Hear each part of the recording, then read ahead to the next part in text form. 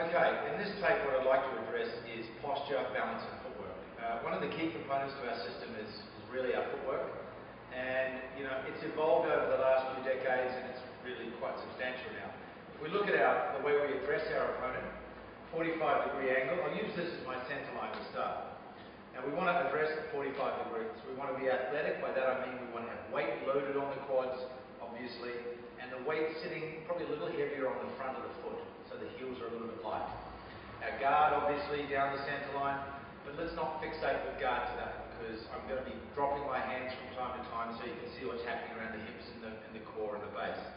So, we're not talking about guards today. There's all sorts of different guards we can use. But the principle of balance, poise, posture remains the same. What we have to learn to define, and this happens through trial and error, through movement, is our perfect center of gravity. And while we're moving, we want to try and maintain that perfect center of gravity at all times. Even if we're changing levels, we want to kind of know intrinsically where the internal balance is.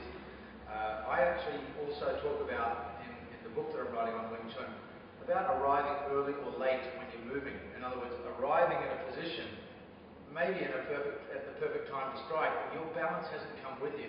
Your center of gravity is off, and so essentially you're late.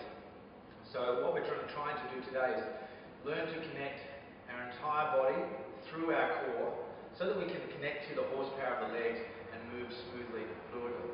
I'll look at just a few basic steps to start with. So I'll be moving forward and back, left and right, and circular movements. So just keep an eye on what's happening with the feet and don't fixate with what's happening with my hands.